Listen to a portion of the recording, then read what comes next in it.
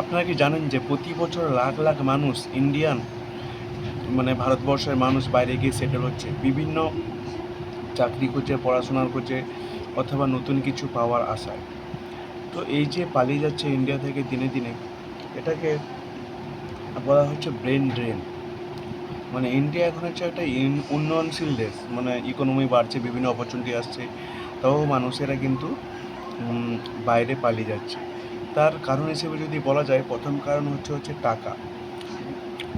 বছরে দেখা গেছে যে একটা সফটওয়্যার ইঞ্জিনিয়ার ভারতে পেমেন্ট পায় 8 থেকে 10 লাখ টাকা, ম্যাক্সিমাম। কিন্তু এইটা বাইরে গিয়ে তার স্টার্টিং হয়ে যায় 30 থেকে 40 লাখ টাকা স্টার্টিং, এবং সেখানে বছরে 1 কোটি টাকার প্যাকেজ পাওয়াও সম্ভব। এবার সেখানে হচ্ছে কি, পড়াশোনার ক্ষেত্রে বিভিন্ন প্র্যাকটিক্যাল জিনিস বা রিয়েল থেকে বোঝানো বিভিন্ন জিনিসকে কাছ থেকে উপলব্ধি করা, এইসব এডুকেশান সিস্টেমটা যদি তুমি ভালোভাবে জানতে চাও, তাহলে কিন্তু তোমাকে ফরেনে যেতে হবে। ফরেনে না গেলে তুমি কিন্তু এই জিনিসগুলো ঠিকঠাকভাবে জানতে পারবে না। তুমি ইন্ডিয়ান এডুকেশান যে সিস্টেম আছে সেটা কিন্তু খুবই ভালো, আমি তার খারাপ করছি না, কিন্তু সেখানে এমন কিছু অপরচুনিটি আছে যেটা ইন্ডিয়াতে নেই। আর সেই জন্য বড় লোকের ঘরে ধনী বাবা মারা চায় যে তাদের ছেলে মেয়ে বাইরে গিয়ে বিদেশের ইউনিভার্সিটিতে, মিশিগান ইউনিভার্সিটি, হার্ভার্ড ইউনিভার্সিটি, এইসব ইউনিভার্সিটিতে গিয়ে পড়াশোনা করুক। আর থার্ড যে বলা যায় লাইফস্টাইল, ভারতে লাইফস্টাইল, তুমি যদি খুব রিচ ফ্যামিলির হও বা ধনী হয়ে যাও বা বড় কোনো প্যাকেজের পাও, তাহলে তুমি চাইবে লাইফস্টাইল সেরকম কাটাতে, সিকিউরিটি এইসব চাইবে। কিন্তু ভারতে একটা এখন উন্নত আস্তে আস্তে হয়েও সেই লেভেলের সিকিউরিটি, সেই লেভেলের লাইফস্টাইল কিন্তু মানুষ পাচ্ছে না, সেই লেভেলের স্বাধীনতা, ফ্রিডম। এটা পাওয়ার জন্য কিন্তু অনেক মিলেনিয়ার বা বড় বড় ধরে রিচ ফ্যামিলি এটা কিন্তু বিদেশে পাড়ি দিচ্ছে, লন্ডনে, দুবাইতে গিয়ে সেটেল হয়ে যাচ্ছে। আরেকটা কারণ হিসেবে বলা যায় যে কিছু বিজনেসম্যান পালাচ্ছে তারা একটা সার্টেন অ্যামাউন্ট ইনকাম করার পর। সেটা হচ্ছে যে ট্যাক্সের জন্য। ভারতে এতটাই ট্যাক্স বিভিন্ন জিনিসে।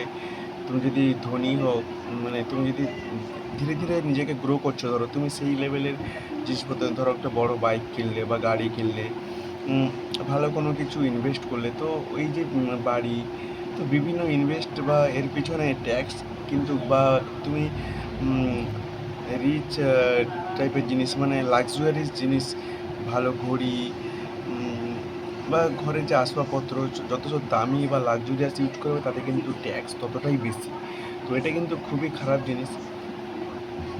সেই লেভেলে কিন্তু রোড বা সেই লেভেলের ইনফ্রাস্ট্রাকচার আমরা পাচ্ছি না। তো সেদিকে গভর্নমেন্টের নজর দেওয়া উচিত। তো এই ব্যাপারগুলো মাথায় রেখে যদি এটা একটা জিস্ট করা যায়, সারাংশ করা যায়, তাহলে বোঝা যায় যে যে ইন্ডিয়ানসরা ভারত ছেড়ে পালাচ্ছে, ভারতীয়রা, তার কারণ হিসেবে বলা যায় যে এটা কিন্তু সত্যি দেশ ছাড়ছে না, এরা হচ্ছে সুযোগ খুঁজছে, নতুন ভালো অপরচুনিটি, নিজের লাইফস্টাইলকে আপগ্রেড করা, নিজের এডুকেশানকে আপগ্রেড করার। তো এরা যদি সেই সুযোগটা ইন্ডিয়া থেকে পেত, গভর্নমেন্ট যদি সেই সিস্টেম করতো, তাহলে কিন্তু সেইটা তারা পালাতো না। আজকে দেখো, আমেরিকা, জাপানের লোক যাচ্ছে ইন্ডিয়া থেকে, বড় বড় যারা উন্নত দেশ, সেখানে দুবাইতে যাচ্ছে লোক। কেন দুবাই থেকে লোক ইন্ডিয়াতে আসছে না? আমেরিকা থেকে কেন ইন্ডিয়াতে ভাবছে ইন্ডিয়াতে গিয়ে সেটেল হবো, ইন্ডিয়ান ইউনিভার্সিটি পড়বো? এরকম খুব রেয়ার তাদের স্টুডেন্ট আছে, কিন্তু বেশিরভাগ লোক বিদেশে যেতে চাইছে। তাদের কাছে আমরা কিন্তু বিদেশ, কিন্তু তারা বিদেশে আসতে চাইছে না, কারণ সেই লেভেলের ইনফ্রাস্ট্রাকচার, সেই লেভেলের এডুকেশান, সেই সিকিউরিটি এখানে নেই। তাই আমাদের উচিত যে ভারতকে এমন একটা জায়গা জানার যে আমরা বাইরে যাব না, বাইরে থেকে লোক আমাদের দেশে আসে।